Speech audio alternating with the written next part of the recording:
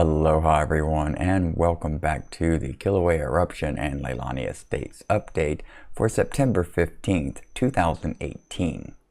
Tonight's update will include part 2 of our exclusive video content that I was given that was featured in my last update video. So if you haven't watched that one yet, you might want to go do that to see that preliminary footage. Because, like I said, tonight is part 2, the continuation of where we left off. But first, of course, we have to do the USGS report. The USGS reports for September 15th, 2018 at 8:52 a.m. Hawaii Standard Time. On Kilauea Volcano's lower east rift zone, the collapse pit is the central part of a slowly subsiding lava surface that previously filled the Fissure 8 cone. Minimum incandescence, less than yesterday, is still visible overnight, while minor fuming is visible during the day. Seismicity and ground deformation remain low at the summit of Kilauea. A magnitude 2.9 long-period earthquake, similar to those that accompanied collapses prior to August 4th, occurred yesterday at about 2 p.m. below the collapse and was felt in nearby locations. However, there was no indication of actual collapse at the summit. Aftershocks from the magnitude 6.9 earthquake in early May are still being generated on faults located on Kilauea's south flank. For the last few days, summit tilt seemed to be turning to weak inflation, but weak deflation resumed on September 12th. Small collapses continue to occur within Pu'u'o crater, generating dust plumes. Rates of tilting throughout the East Rift Zone are much lower than those observed during the period of major eruptive activity. There has been no change in seismicity during the past week. Sulfur dioxide emission rates at the summit, Pu'u'o, and the lower East Rift Zone are drastically reduced. The combined rate is less than 1,000 tons per day, which is lower than at any time since late 2007. SO2 emission rates from the lower East Rift Zone vents were below the detection threshold of the measurement technique when last measured on September 11th. The Hawaii Volcano Observatory continues to closely monitor Kilauea's seismicity, deformation, and gas emissions for any sign of reactivation and maintains visual surveillance of the summit and lower East Rift Zone. HVO will continue to issue daily updates and additional messages as needed. And that'll do it for the USGS report. If you'd like to know when I post new videos or updates, then hit that subscribe button and bell icon now.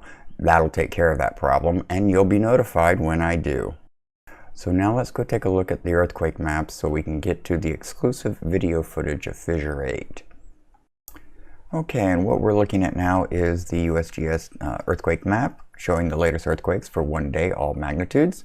We're looking at the Puna coastline, the East Rift Zone, Middle Rift Zone, and of course the summit. And as we can see, there's been not a lot of activity or anything of any significance, which of course is a good thing at this point. So now let's go take a look at the 7-day and see what that looks like. And as you can see, pretty much the same as what it was before. We still got that line going down just south of the actual rift zone area itself on the coastline.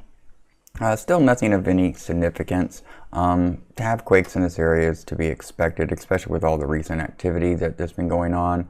I still don't see any clustering, which is a good thing. That's what I'm looking for as an indication of magmatic movement.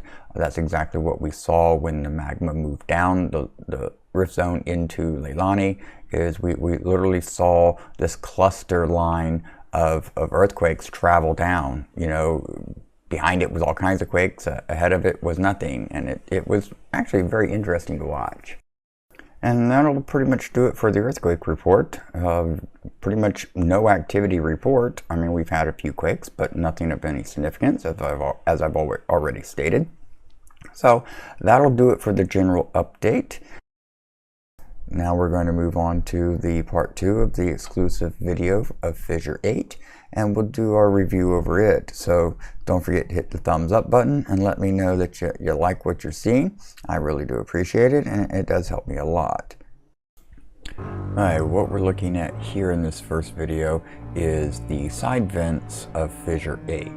And as the image zooms in on one of the primary vents, we see there that slick running down its cone. That's lava that erupted from this particular fissure vent and flowed obviously down the cone.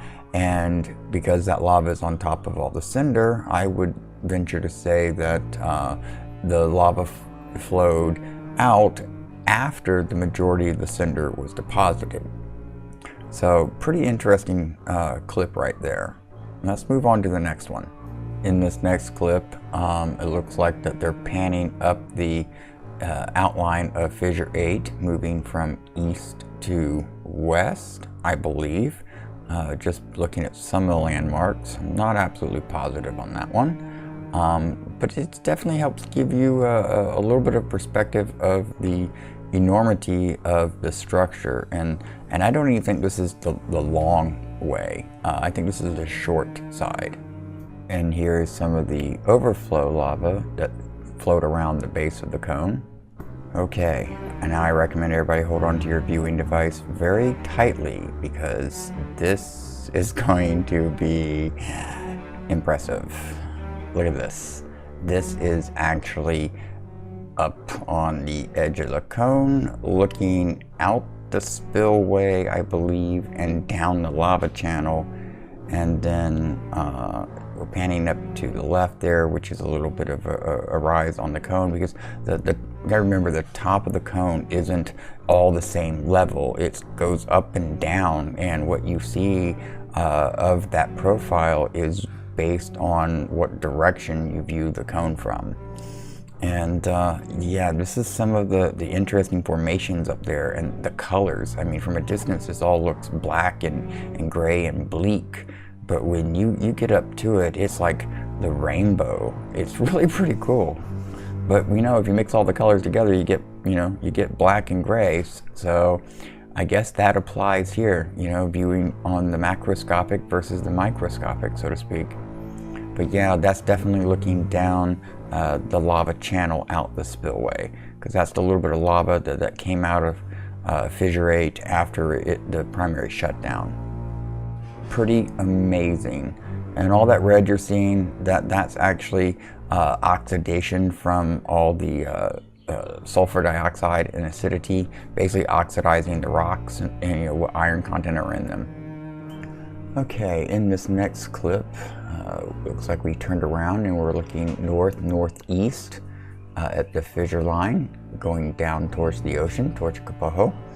And what we see here with all the steaming coming out of the vents with the wind currents, apparently the wind currents are coming out of the southeast on this particular day, which is actually not quite our normal wind patterns. Normally they're northeast or easterly for the most part, but with all the storms that went through the area, it doesn't surprise me that they've shifted up out of the south a little bit.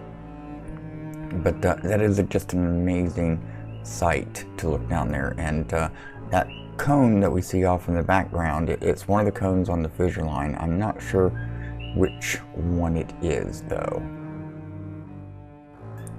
And now we're going to turn around and look back over Fissure 8 and the lava channel. That first hole we see there, that's that little tiny lobe that came off of the spillway that pretty much went nowhere, acted kind of like an overflow pond, and that is looking down the channel. I wonder, is that little hole maybe the entrance to the lava tube that we saw through there? I'm not real sure. I wasn't able to get a good look. And I haven't really seen a lot of good videos of that lately, so I'm still on the lookout for it, because I know that lava tube's got to be there. Okay, in this clip, we're on apparently the northern side of that little lobe that right off the spillway of Fissure 8, and of course that's Fissure 8 itself. The spillway right there, kind of middle screen, moving down and then up and around that edge there in the middle now. That's the lava channel. And if you look as we zoom in here, apparently, this lava, the silver, the darker silver more looking right there, that's the little bit of new lava that came out of Fissure 8 after it pretty much shut down, and we had that little bit of ponding that occurred. That is, how far out the spillway that the ponding lava actually flowed. And yeah, I think that hole right there on the bottom left is the entrance to that lava tube, maybe. I'm not real sure. I'll have to compare its original location with what I believe to be the location in this video, but it's possible. But just look at this, amazing, just amazing. And that's looking back down the fissure line towards Kilauea.